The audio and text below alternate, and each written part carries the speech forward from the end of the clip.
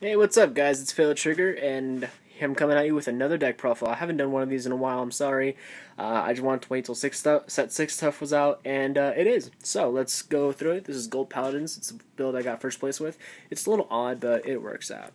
There we go. 4 heal mandatory, 3 draw, 3 stand, and 6 critical. This is what I call an enhanced balanced setup. It has just every trigger because this deck can really run multiple. It can run the balanced set, but I prefer the criticals over anything else. I did originally go for 2-2-8, but it was really inconsistent, and I didn't get my other guys out. So this build I feel is the best for them, simply because a lot of people are going for mainly criticals, and that's not what the deck is about. The deck is about, swarming out the field and keeping a comfortable field presence while you're building up your hand, and that way you have enough to defend with.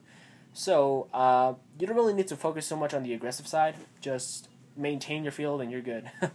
4 Halo Shield Mark. Now, the reason I run 4 in most of my builds, especially now, is because the limit breakers are in the game. These units get huge. Ezel himself can be at 15. It's ridiculous. You need to run 4 null guards to survive.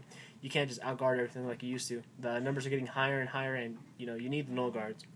Next up, we have 4 Nimue, player of the Holy Axe, whatever.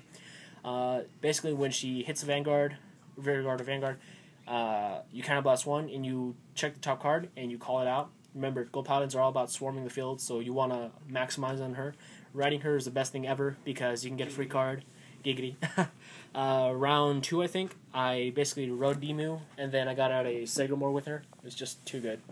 4 Gareth, basic booster, you really do need it in this deck, especially with all the high number beaters you have. Gareth's more useful than ever. 2 Tron to back up my Vanguard. Good for anything. 2 Charge Goal. I was going to run at 1, but I don't like running things at 1. It can hit up as damage, and it ruins my entire play. But Charge Goal is good for the Garmor plays. The reason I run 2 instead of just 4 Tron or whatever, or just none, is simply because I run Garmor, and Garmor can be a very valuable asset. Essentially, all my rear guards can become 21 beaters, which is beautiful. Then starter is Criff. You already know what it is. The best superior engine in the game. Basically, just ride Bowman and have Gareth in hand, and you have the Azel play. It's so broken. Grade 2s, we have 4 Bowman, basic 10k, 4 Trip, damage and flipper. This deck is so counterblast heavy, it's ridiculous. You do need her to alleviate some.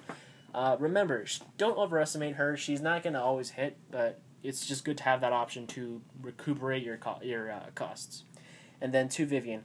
Vivian doesn't go off as much as Nimue, and to be honest, her attack is mediocre.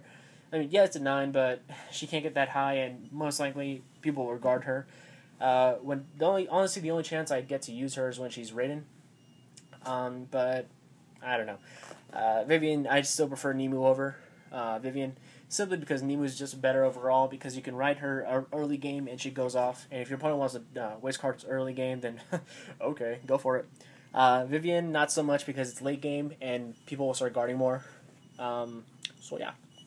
Grade 3s, Trip Azel. I've seen people run 2, but I prefer 3 just to make sure I have it. It does have the Superior Ride, but remember, the Superior Ride doesn't always go off. You're better off with just 3. It's a nice 10k beater, and it's also field fodder for Mark. Also, it's rideable. Basically, I like to swap between these two. If I'm not at my limit break yet, I can always go into Garmor, call out Tron behind, or just anything else I need at the time. And then once I reach limit break, I can keep either beating it with Garmor, and then ride the other Azel for game. And then we have 2 Garmor. I was thinking about 3, but nah, I want to keep this balanced. Garmor, I can't run at 3 simply because I don't have enough support for it. But Garmor is just an amazing tech overall. It's just a 10k beat, but remember, with Charge Goal, he's just so godly. You can ride him early game when you don't have the limit break set up, and then you can just go off with that and keep adding pressure to your opponent. And then, like I said, once you reach limit break, you can just push game with Azel. Then we have 2 Sagamore. There's the other Sage guy, Midiu, whatever his name is. But I prefer Sagamore just because I can counterblast, which isn't a problem because I have Trip. And honestly, I don't even use any counterblast personally. I use 2 for Garmor, then maybe another 2 for Azel. Unflip 1 or heal 1, and then I have my Sagamore play set up. Sycamore is just so amazing, so good. But yeah, I hope you guys enjoyed this build. Possibly I'll come at you guys with a build for, what was it, Lucan, maybe in the future, but for now this is basically the best Gold Paladin deck you can have right now. Not because I build it, well, yeah, because I build it, just kidding, but just because it's very balanced, very good, and it does what the deck's supposed to do, which is free +1s, free advantage, and yeah, so I hope you guys enjoy this video. Please don't forget to rate, comment, and subscribe, and yeah, more content coming out later the week. Peace!